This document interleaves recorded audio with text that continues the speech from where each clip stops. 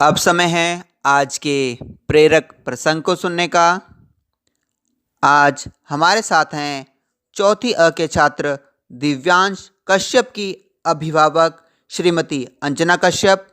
नमस्ते श्रीमती जी, आज का प्रेरक प्रसंग हमारे साथ साझा करें।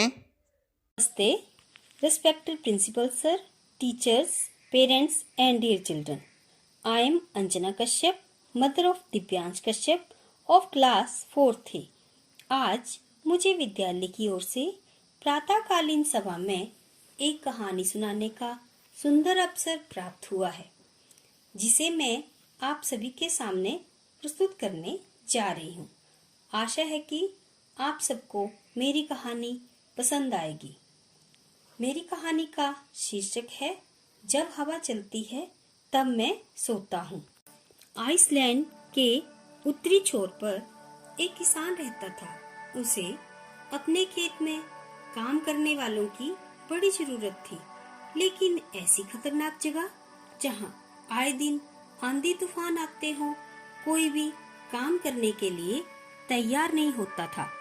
एक दिन उसने शहर के अखबार में इश्तिहार दिया कि उसे खेत में काम करने वाले एक मजदूर की जरूरत है।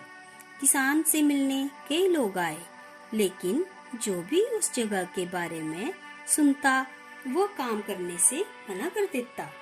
अंत में एक सामान्य कद का पतला दुबला अधेड़ व्यक्ति किसान के पास पहुंचा। किसान ने उससे पूछा, क्या तुम इन कठिन परिस्थितियों में काम कर सकते हो? उसने कहा, बस जब हवा चलती है तब मैं सोता हूँ। किसान को उसका उत्तर थोड़ा अजीब लगा, लेकिन क्योंकि उसे काम करने वाला कोई नहीं मिल रहा था, इसलिए उसने उस व्यक्ति को काम पर रख लिया। मजदूर मेहनती निकला, सुबह से शाम तक खेतों में काम करता रहता। किसान भी उससे काफी संतुष्ट था। कुछ दिन बीते थे कि रात को जोर जोर से हवा चलने लगी।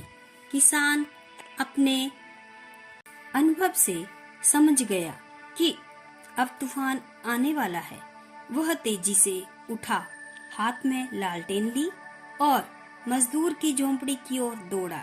जल्दी उठो, जल्दी उठो, देखते नहीं तूफान आने वाला है। इससे पहले कि सब कुछ तबाह हो जाए, कटी फसलों को बांधकर ढक दो और बाड़े के गेट को रस्सियों से कस दो। किसान चीखा, जोर से चिल्लाया। मजदूर बड़े आराम से पलटा और बोला, नहीं जनाब, मैंने आपसे पहले ही कहा था कि जब हवा चलती है तब मैं सोता हूँ।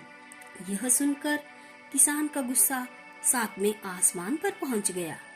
उसके मन में आया कि उस मजदूर को गोली मार दूं, पर अभी वो आने वाले तूफान से चीजों को बचाने के लिए भागा।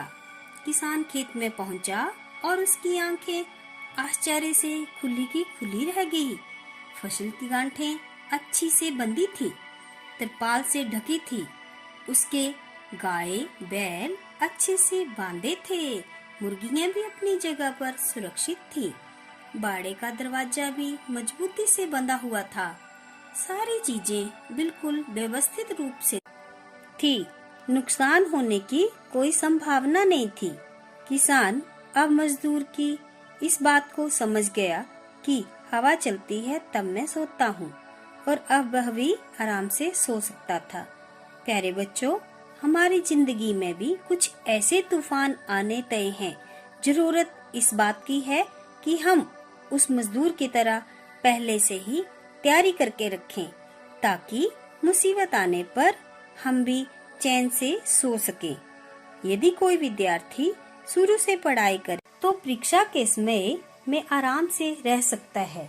हर महीने थोड़ा थोड़ा बचत करने वाला व्यक्ति पैसे की जरूरत पड़ने पर निश्चिंत रह सकता है। चलिए हम भी कुछ ऐसा करें कि कह सकें कि जब हवा चलती है तो मैं सोता हूँ, तो मैं सोता हूँ।